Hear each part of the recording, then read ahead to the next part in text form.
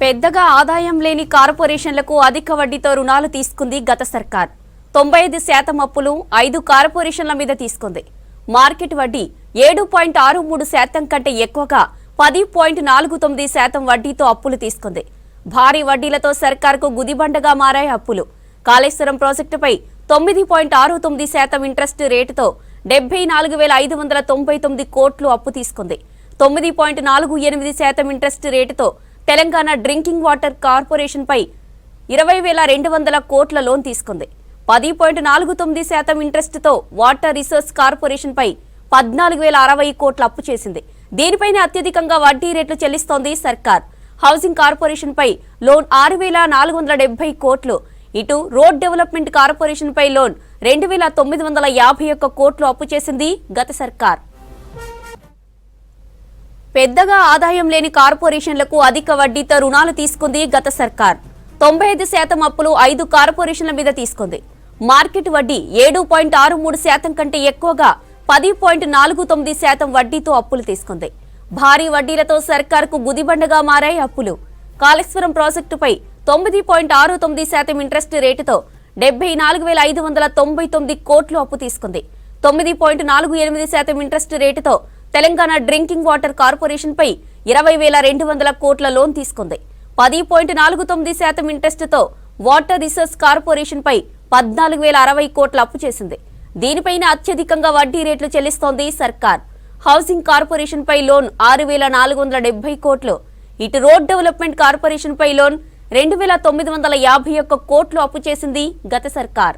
మరిన్ని వివరాలు రాజు అందిస్తారు. రాజు, అధిక వడ్డీలతో గత సర్కార్ కార్పొరేషన్ల మీద అప్పులు తీసుకుందని వైట్ పేపర్ రిలీజ్ చేసింది సర్కార్. ఆ అప్డేట్స్ ఏంటి? Thank you Jyothi.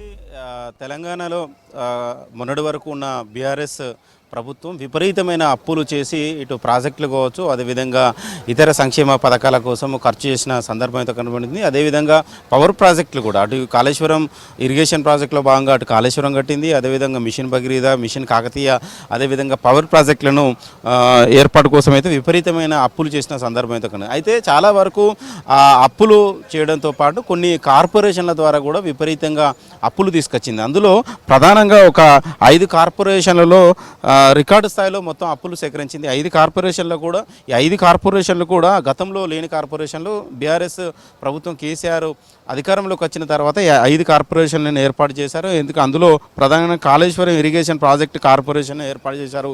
Kaleshwaram project నిర్మాణంలో భాగంగా దాన్ని కాళేశ్వరం ప్రాజెక్టు కార్పొరేషన్ని ఏర్పాటు చేశారు. కాళేశ్వరం ప్రాజెక్ట్ కార్పొరేషన్ ఏర్పాటు చేసి 74,590 కోట్ల రూపాయలను అప్పుగా తీసుకొచ్చారు. అంటే మనం ఒకసారి గమనించినట్లయితే ఎప్పుడైనా కార్పొరేషన్ నుంచి కార్పొరేషన్ ద్వారా అప్పులు కూడా సేకరించవచ్చు. కానీ ఆ అప్పుల కోసమే కార్పొరేషన్లు ఏర్పాటు చేసిన ఘనత మొన్నటి వరకు అధికారంలో ఉన్న బీఆర్ఎస్ పార్టీదని చెప్పచ్చు. ఎందుకంటే అది కూడా మార్కెట్ వాల్యూ కంటే అదనంగా ఈ అప్పులను తీసుకొచ్చారు. వడ్డీ రేట్లను గమనించినట్లయితే మార్కెట్ వడ్డీ 7.63% ఉంటే వీళ్ళు తీసుకొచ్చిన అప్పులు 10.49% ఇంట్రెస్ట్ చెల్లిస్తామని కూడా అప్పులు తీసుకొచ్చారు. అంటే ఒక దాదాపు 3% అదనంగా వడ్డీ రేట్లు చెల్లిస్తామని కూడా తీసుకొచ్చిన పరిస్థితి అనగా. ఎందుకంటే మనం సాధారణంగా సామాన్య మధ్యతరగతి ప్రజలు ఎవరి దగ్గరన్నా 100కు 3 రూపాయల చొప్పున అప్పు చేస్తారు. కానీ అత్యవసరం ఎమర్జెన్సీ మాకు పైసలు కావాలంటే 100కు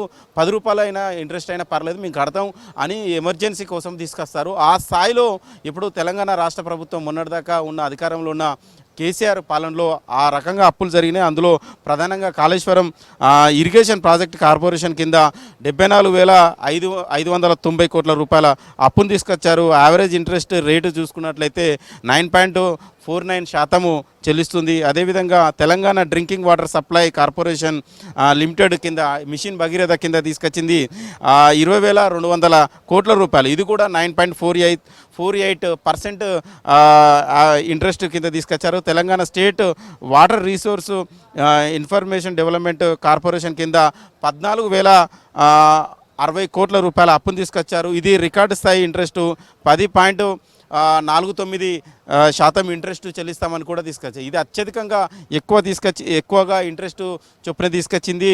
ఇది 14,060 కోట్ల రూపాయలను ఇంట్రెస్టుకు తీసుకొచ్చారు. అదేవిధంగా తెలంగాణ స్టేట్ హౌసింగ్ కార్పొరేషన్ కింద 6,470 కోట్లను లోన్ రూపంలో తీసుకున్నారు. అదేవిధంగా దీని ఇంట్రెస్ట్ చూసుకున్నట్లయితే 8.98% ఇంట్రెస్ట్ చెల్లిస్తామని కూడా చెప్పడం జరిగింది. అదేవిధంగా ఐదవది Telangana state road development corporation కింద 2,951 కోట్లను తీసుకొచ్చారు. దీని ఇంట్రెస్ట్ చెల్లిస్తామని చెప్పింది కూడా 8.93%. అంటే మార్కెట్ వాల్యూస్ కంటే అత్యధికంగా ఇంట్రెస్ట్ చెల్లిస్తున్న కార్పొరేషన్లు గమనించినట్లయితే ఈ 5 కార్పొరేషన్లో కూడా అత్యధికంగా ఇంట్రెస్ట్ చెల్లిస్తామని చెప్పి తీసుకొచ్చిన అమౌంట్ ఇది.